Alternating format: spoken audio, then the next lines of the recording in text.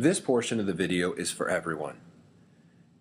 You have now seen a summary of the major changes to the SOL courses we teach as a result of the new standards, and most importantly, how we in Chesterfield have absorbed those changes into our curriculum framework documents. Well, not only has the level of rigor increased significantly in the written curriculum, but the level of rigor in the items on the SOL and EOC tests will increase as well. The state has made it clear that grade level and EOC tests are no longer minimum competency, and as evidenced in the language of the standards themselves, the focus is on applying mathematics as a means of problem solving. We can no longer be content to teach and assess at the surface. And while yes, teaching and reviewing prerequisite skills is vital, we must do this more effectively and efficiently, with the continual goal being that students take their knowledge and skills and ultimately do something with it. This is best achieved by asking higher-level questions more frequently, or giving the math real-world context every day. In other words, why are we learning this? Give your students a purpose and a context. The application of mathematics is everywhere.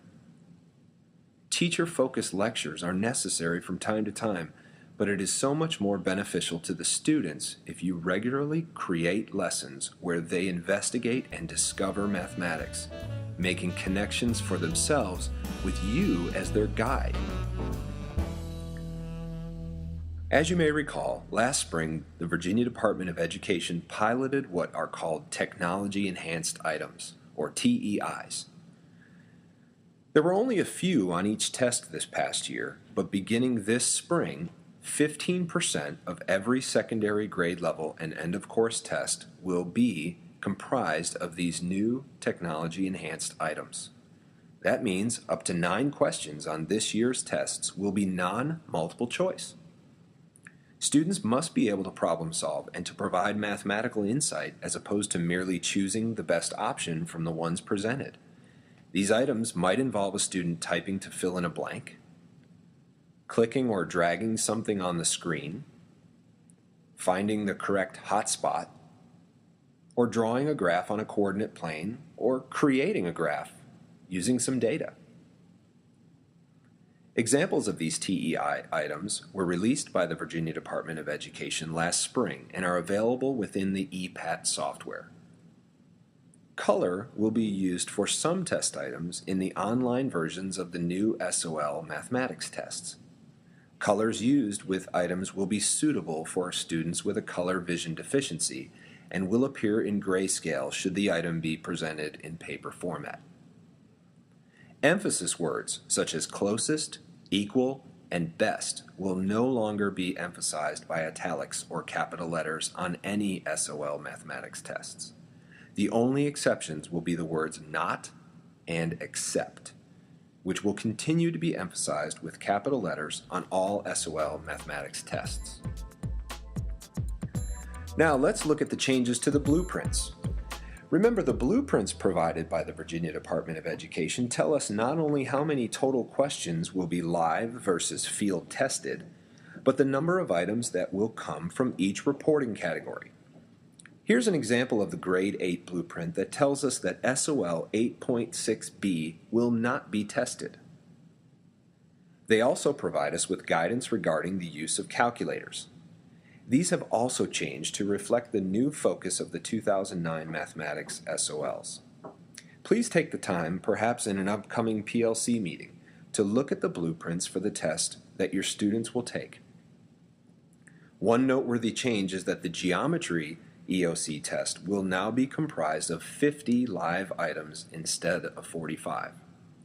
The blueprints can be found on the VDOE website or on the CCPS Mathematics portal page under General Resources in a folder titled SOL Testing Resources.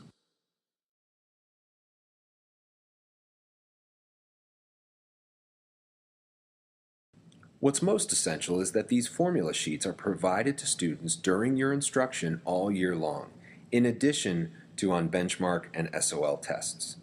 These new formula sheets can be found on the VDOE website or again on our CCPS Mathematics portal page under General Resources in that same folder titled SOL Testing Resources.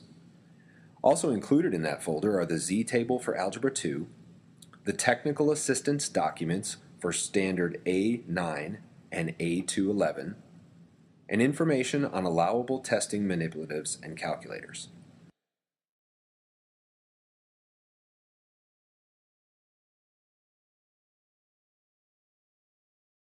Our CCPS curriculum frameworks will soon include links in the third column to assessment files by SOL that teachers can use in their daily instruction and formative evaluation, or to include on classroom quizzes and tests. Also coming soon will be links in the third column to files that contain released test items by SOL, organized around the new standards. It's important to note, though, that the items in these files are released test items that reflect the old standards. They do not reflect the expected level of increased rigor that the new SOL assessments will include. Additionally, not every new SOL is a perfect match to the old ones. Regardless, we've done our very best to align the old items to the most appropriate new place in the standards. Lastly, the tests administered this spring will never be released. Therefore, we do not currently have any released test items to use as a guide for how the new items may be presented. At this point, all we do have are the practice sets released last spring that can be found within the EPAT software, which, as a reminder, includes examples of TEI items.